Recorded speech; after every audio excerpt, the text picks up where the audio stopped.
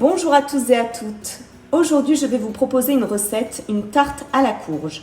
Je ne sais pas vous, mais moi je fais toujours les mêmes recettes. En particulier avec les courges, c'est tout le temps des soupes. Donc là, j'ai décidé un petit peu de changer.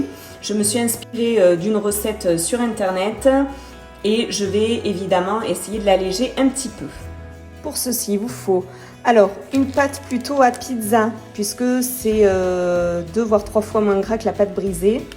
Il vous faut 400 g de courge, du sel, du poivre. Dans la recette originale, il disait de mettre 2 œufs et ensuite des oignons. Alors moi j'ai eu la flemme de les émincer, c'est des oignons congelés. Première étape, je vais faire cuire ma pâte environ 15 à 20 minutes à 180 degrés. Je l'ai bien sûr piquée au préalable puisque la pâte à pizza elle a tendance à gonfler. Je vais peler environ 400 g de courge, potimarron, on va mixer un petit peu. J'ai donc pelé et du coup découpé des morceaux de courge. J'ai pas regardé la quantité, on va peser voir ce que ça donne. Peut-être je vais en mettre un petit peu plus que 400 g, comme ça je ferai une petite soupe à côté. Allez, on va voir combien il y a. Oups. Oui, alors il y en a 1 kilo, mais je vais le laisser le kilo, comme ça je ferai de la soupe à côté. Donc je vais y rajouter les oignons. Vous voyez que j'y ai ajouté 0 matière grasse. Il ne va pas y avoir besoin puisque ça va rendre de l'eau. Le légume c'est 90% d'eau, donc il n'y a aucune raison de rajouter de la matière grasse. Donc là j'ai mis 30 minutes à 100 degrés. On va bien voir ce que ça donne et après je mixerai. Alors, moi j'utilise un robot, mais avant j'en avais pas, donc vous pouvez très bien le faire cuire à la vapeur avec les oignons et après vous mettez dans un blender ou avec un pied plongeant, vous allez mixer. Le but c'est de faire une purée en fait. Et après on rajoutera donc le yaourt, les œufs, etc. Maintenant je vais faire mon appareil du coup. Alors je vais mettre les 2 œufs, 1 et 2. Je vais rajouter le yaourt nature. Je vais battre.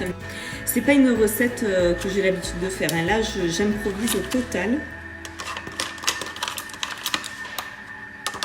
Voilà, on va mettre du sel et du poivre. Donc je bats. Alors, je sais pas si vous voyez, ça fait une texture un petit peu épaisse. C'est pas aussi fluide qu'avec du lait. C'est le but.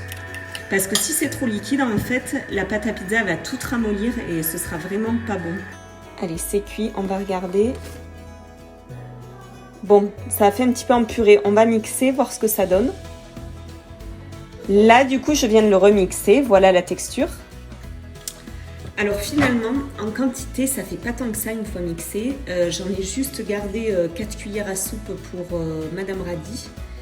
Mais sinon je vais tout garder en fait pour mettre dans ma pâte à tarte et je vais le mélanger. Donc j'ai transvasé en fait ma purée pour la mélanger plus facilement à l'appareil. Donc hop, je mélange tout.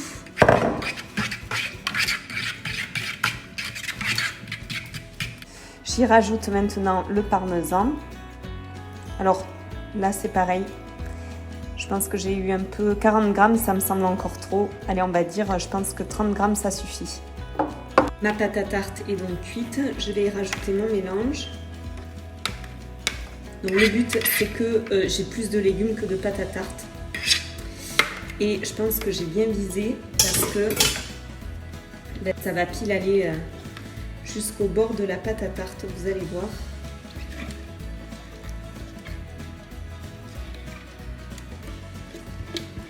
Hop. Je vous montre. Donc vous voyez que là, ça va vraiment jusqu'au bord. Le but, c'est que ça fasse office de légumes. Donc il me faut beaucoup de légumes. Donc là, j'aurai en fourne pour que l'appareil à œuf prenne bien. Donc on va dire un quart d'heure, 20 minutes à 160 degrés. Ma tarte est prête. Alors je ne sais pas si vous voyez, mais ça fait une petite croûte en fait sur le dessus. Vous pouvez rajouter en plus du paprika.